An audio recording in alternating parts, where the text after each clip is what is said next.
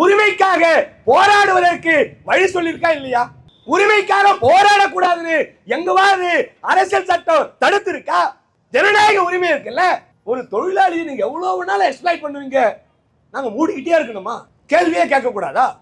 எங்களுக்கான உரிமையை தானே கேட்டோம். எவ்வளவு சம்பளம்? இந்த நீங்க ஒன்னா கேட்டு பாருங்க.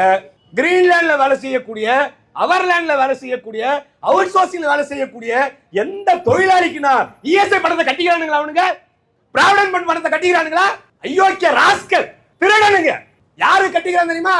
இப்ப வேல்முருகன் ஒரு ஆள் சொன்ன கான்ட்ராக்டர், அந்த அவர்லாண்ட் சார்ந்த, கிரீன்லாண்ட் சார்ந்த இந்த வகைராக்கெல்லாம் என்கிட்ட 100 பேர் வேலை செய்யறாங்கன்னா அந்த 100 பேர் யாரு எம்ப்ளாயோ அவனை கூப்பிட்டு அவன் பேரை போட்டு அவன் போட்டோ போட்டு ஐடி கார்டு கொடுத்து இஎஸ்ஐ கட்டல, அவன் பேரை போட்டு பிராவிடன்ட் ஃபண்ட் கட்டல. இவன் சொந்தக்காரன், இவன் பந்தம், இவன் அண்ணன், இவன் மாமன், இவன் மச்சான், இவன் பொண்ணு, இவன் மாப்பிள்ள, இவன் வீட்டுல இருக்கிறவன், இளவ இருக்கிறவன், நாய் வைக்கிறவன், இவன் எல்லாரும் பேரையும் போட்டு இஎஸ்ஐ கட்டி இருக்கிறான், பிஎஃப் கட்டி இருக்கிறான். தாம்பரம் மாநகராட்சியில கேட்டா 26 கோடி ரூபாய் தொழிலாளிக்கு கட்ட வேண்டிய பிராவிடன்ட் ஃபண்ட் பணத்தை கட்டாம கான்ட்ராக்ட தேடுறான்.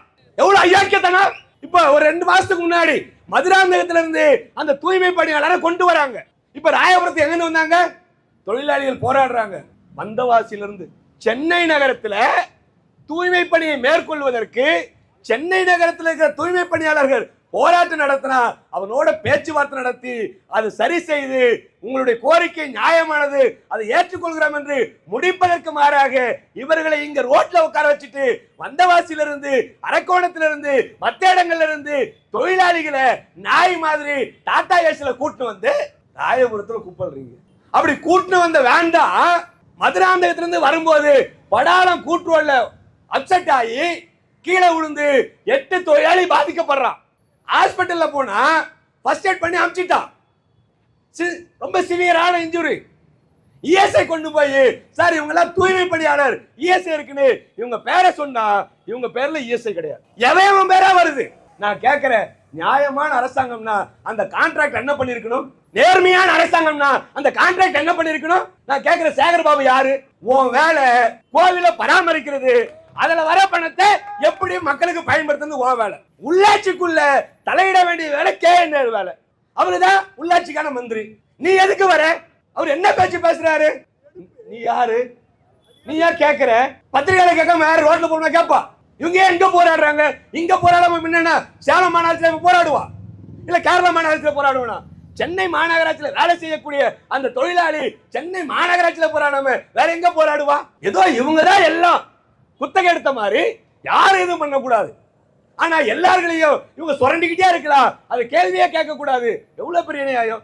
அந்த இஎஸ்ஐ ஹாஸ்பிட்டலுக்கு போனா இல்ல, அதுக்கப்புறம் போய் கேட்டா அந்த மாநகராட்சி ஆணையர் என்ன சொல்றா, எங்களுக்கே தெரியாம நடந்துருச்சு சார். நான் கேட்டேன், உங்களுக்கே தெரியாம நடந்துச்சுன்னா நீ எதுக்கு அங்க ஆணையரா இருக்கிற? ராஜினாமா பண்ணிட்டு நீ தானே மாநகராட்சி ஆணையர். இப்ப சென்னையில ஒரு மேயர் இருக்கிறாங்கல்ல, சென்னையில அவர்லாண்ட்ல, கிரீன்லாண்ட்ல வேலை செய்யக்கூடிய ஆயிரக்கணக்கான அவுட் சோர்சிங் வேலை செய்யக்கூடிய அந்த தூய்மை பணியாளருக்கு இஎஸ்ஐ கட்டினீங்களா? பிஎஃப் கட்டினீங்களா? இந்த கான்ட்ராக்டர் கட்டினானா? கான்ட்ராக்டர் கட்ட மாட்டான். ஏன்னா அவர் முதலமைச்சருக்கு வேண்டப்பட்டவர், அமைச்சர்களுக்கு வேண்டப்பட்டவர், மேயருக்கு வேண்டப்பட்டவர். இவர்களுக்கு எவ்வளவு கட்டாலும் மூட்டை கட்டி கொடுப்பாரு. அதனால அவர் இஎஸ்ஐ கட்ட வேணாம், பிஎஃப் கட்ட வேணாம். தொழிலாளி செத்து போனா அவனுக்கு, கார்பரேஷன்ல நாய் செத்து போச்சுன்னா அப்படி இழுத்து விட்டு போயிட்டே இருப்பாங்க. அந்த மாதிரி தொழிலாளியை பார்த்தாங்கன்னா இது அரசாங்கமா இல்ல வேற எதுனாவா? எனவே தமிழ்நாடு அரசாங்கம் உங்களுடைய இத்தகைய அராஜக போக்கை, தொழிலாளர் விரோத போக்கை, மக்கள் விரோத போக்கை உடனடியாக கைவிடணும்.